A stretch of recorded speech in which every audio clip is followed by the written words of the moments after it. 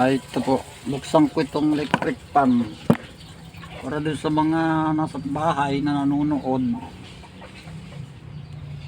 Gusto nyo wala kayong tawag na technician, kayo na maggawa. Yan, ganito yun yan ay buksan.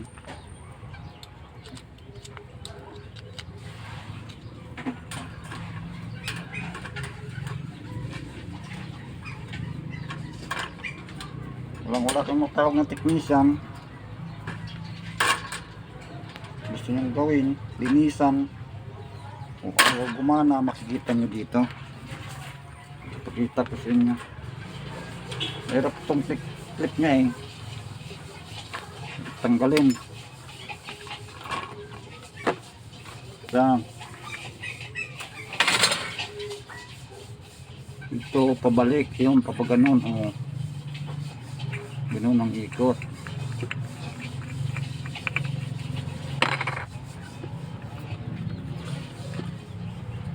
Tapos ito ayaw mabunot, sinusungkit naman ito. Uy, parang pirsahan na rin, ganyan oh. Kaya ganyan, konti lang, alala-alalay lang. Hanapin mo kung saan mo siya makakatanggal. Ngayon yan, hindi sigurong hilahin yan.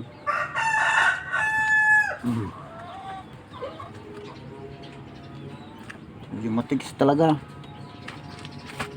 kailangan i-SPK.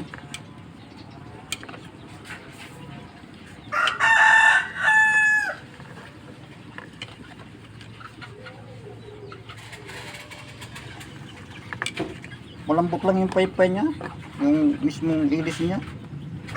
Dapat ito yung matigas na ilis eh. Pag ganito kalambot, mahinang umangin yan, mahinang magbigay ng hangin. Ito dapat mahanapan ng matigas, kasi pag ganito mahinang mabigay ng hangin ito. Pag ganito kalambot, kasi pumapantay yan. Pinakita ko ng original, sabi nila pag medyo matigas, pag makapal.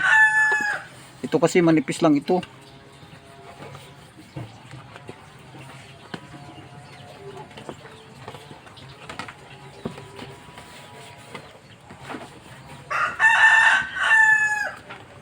Ayan, tapos ito po yung lock nya. Ayan, may lock ito dito, sinusungkit din yan. Yan, tatanggalin mo ng plies.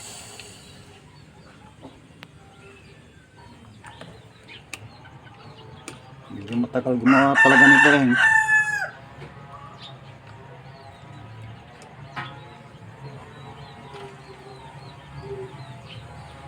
O ayun, nasundot kong ganon. Tapos pag malog na, hilahin na.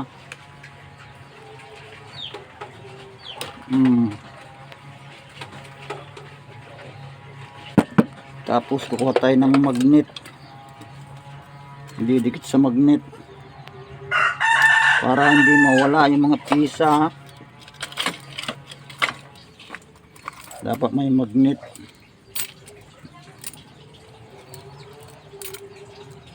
Yan, magnet yan no. Diyan ko dinidikit yung mga pisa na bakal. Ito losing na lamang. O dito naman ito, balik naman. Yung nauna kanina papaganon, ito papaganyan.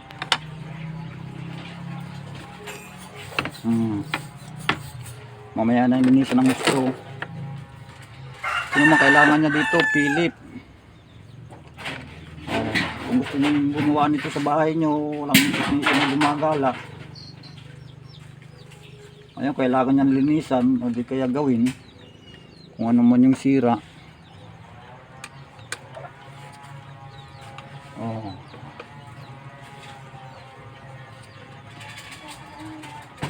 Masyadong maiksi ito para maganda.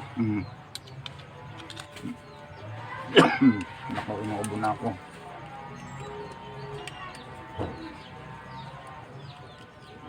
Excuse me po, sabi nila. Ayan, dikit ko dito sa magnet, oh. Hindi nawawala. Kunting linis muna, mamaya lang linisan dito sa tubig. Ayan. Bali dito na tayo. Ito naman ang tatanggalin mo dito. Ayan. Kailangan nyo lang pilip. Plies. Pilip. Sa pagbubukas. Ayan o. Ay, para matanggal ito dito, pwede mo bunutin. Ito naman, tanggalin mo ito. Ayan o. Sana nakikita dyan. Wala akong taga-videoing. Para hindi masayang yung panonood nyo. Kung gusto nyong matutunan, bunutin ko muna pala yung soldering iron. Init na eh. Naisaksak ko na pala. Sayang kurente. Ayan, pwede na siyang bunutin. Pagka na tanggal yung tornilyo dito sa gilid.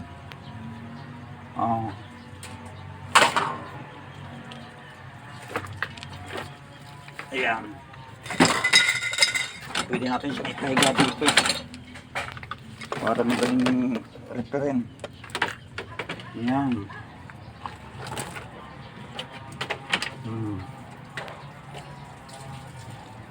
Kawain lang itong patungan ko eh. Ayan lamisa kasi nagpapatungan ko ng sulpon.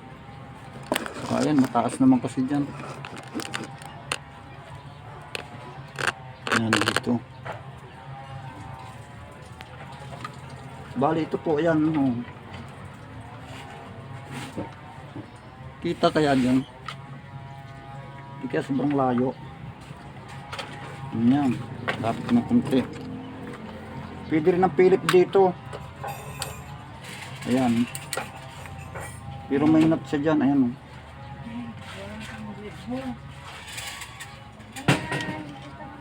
Dogan mo muna lahat. Pwede na siyang kamay mamaya. Para hindi magkahulog ng tornilyo. Meron nga lang yung delikado dito, yung pagbubukas nito. Huwag nyo kagad bababayang bubukas siya ng kusa dahil baka malagot yung mga wiring sa loob. Kasi may mga wiring sa loob na maliliit. Pag yun ay nagkaputol-putol, mahirap nang ibalik. Kung hindi natin kabisado yan, wala na, matutuluyan na yung masira. Imbis na magawa. Kung nyo ingatan nyo ito, huwag nyo pababayang biglang bubukas yan. Kasi baka maghiwalay bigla yan, mabibigla putol. Pakikita ko sa inyo yan.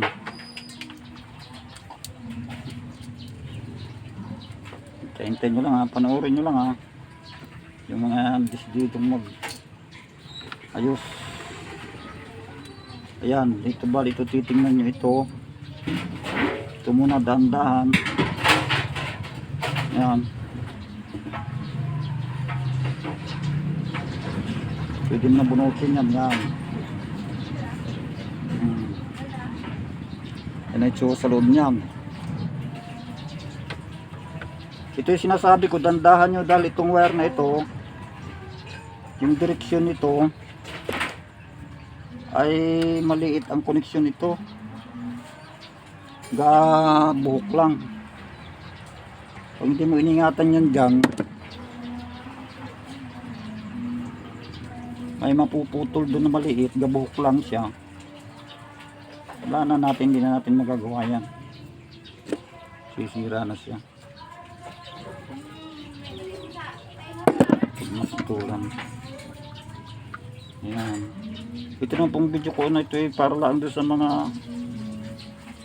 nasa bahay-bahay na nanonood. Kung sakaling mapanood nyo. Ito yung sinasabi ko. Minsan nakakapagbukas ako nito, malutong na to, natatanggal ng kusa. Ang koneksyon yan dito na, yung direksyon nito. Pag may naputol dyan, hindi na natin magagawa. Dahil mahirap sundan niya kung saan mo na dudugtong.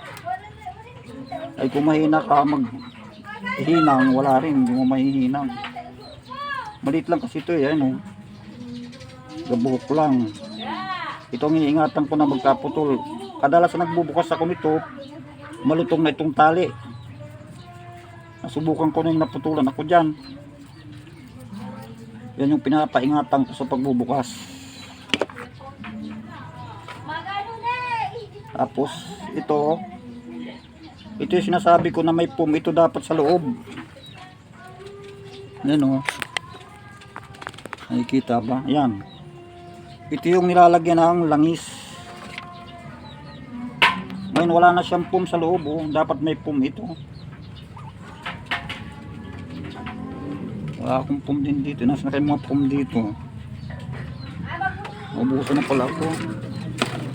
Kaya kailangan may pum dyan para pag nilagyan mo ng langis, mag-i-standby yung langis dito, hindi maubusan. Kasi pag naubusan ng langis ito, itong lagayan na ito yung busing na tinatawag. May housing yan, may lagayan po yan ng langis dyan.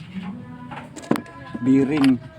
Bearing yung iba nakalagay dito eh. Ito naman, busing. O ayan yung pum niya, durog. Local yung nilagay nilang pum. Nadudurog. O kaya nasira ito dahil nag-stack up na dito. Sisira yung thermostat na sinasabi nila, yung fuse. Bibigay yun. Kaya itong gagawin natin dito, lalagyan natin ito ng pum para mag-standby dito yung langis. Ayan, pupus ko muna kasi malaki na rin.